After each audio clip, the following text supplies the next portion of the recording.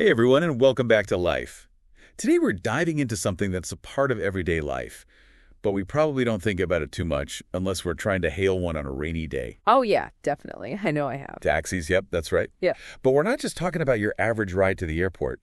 We're going way back to the beginning, before cars were even a thing, and then launching into the future. It's a whirlwind tour of urban transport, from horse-drawn carriages to, well, who knows, maybe flying cars. Exactly. We'll be exploring a history of taxis, from horse to autonomous fleets. And we'll look at how taxis have shaped cities and how technology is changing how we get around. It's fascinating to think about how these changes could impact our lives. Think self-driving cars, flying taxis, maybe even transportation subscriptions. So buckle up, everyone, because we're going for a ride. Let's start in 17th century London. Picture this. Okay. Cobblestone streets, gas lamps, and instead of an app, you're hailing a hackney carriage. The OG taxi folks. No GPS, no driver ratings, just pure trust. You had to hope your driver knew where they were going. And these hackneys weren't for everyone, right? Yeah, they were mostly for the wealthy. It goes to show how transportation reflects social structures. Makes sense. Only the rich could afford that kind of convenience. But they played a crucial role in city life. They impacted everything from commerce to social gatherings. Imagine trying to get to a party in a ball gown without a hackney carriage. A nightmare. Oh, my goodness. Okay, so moving on. The hansom cab enters the scene.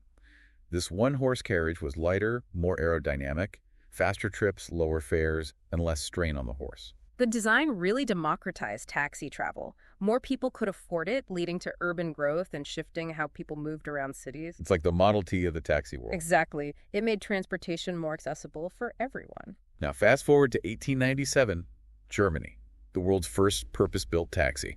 Goodbye horses, hello engines. The Daimler Victoria, a true game changer.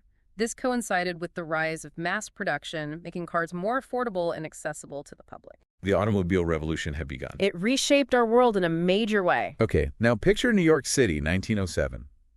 Harry Allen introduces the metered taxi and decides to paint them what color? Yellow. Yellow. And what a genius move that was. He made them stand out.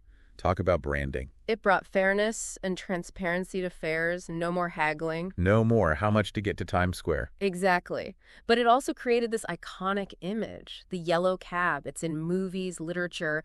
It represents that hustle and bustle of city life. Speaking of hustle and bustle, let's jump to the 21st century. Gone are the days of frantically waving your arm for a ride. Now we have Ride-hailing apps. ride-hailing apps. We could track our ride, rate our driver, pay with our phone. It's so convenient. It's totally changed how we think about transportation, and it's led to the rise of electric vehicles in the taxi industry, which is great for the environment. Speaking of which, I have to ask, are flying taxis really on the horizon? eVTOLs, I mean. They're definitely being developed. The technology is advancing rapidly. Imagine zipping above traffic jams to get to your destination. So could we be looking at a future where we don't even own cars anymore? What if we just subscribe to a transportation network?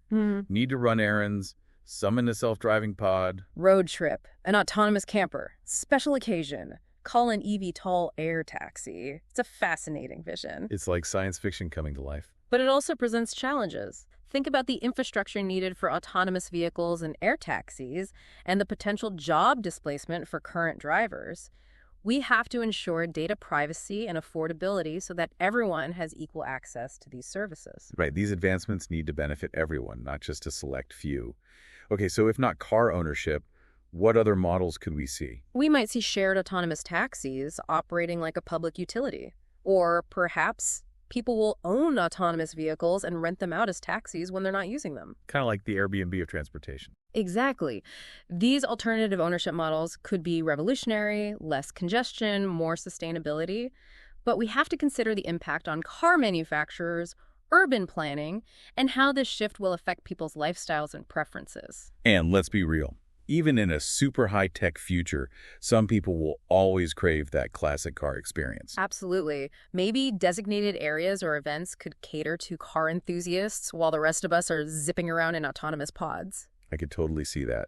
So, from horse-drawn carriages to the potential for flying taxis, what an incredible ride through the evolution of taxis. It's amazing to see how far we've come. It really is. Makes you wonder what's next. The future of transportation is constantly evolving. It's exciting to think about all the possibilities and the challenges that come with them. Well, on that note, we'd love to hear from you. If you could design the perfect transportation system for the future, what would it look like? Head over to our social media and let us know your thoughts. Until next time.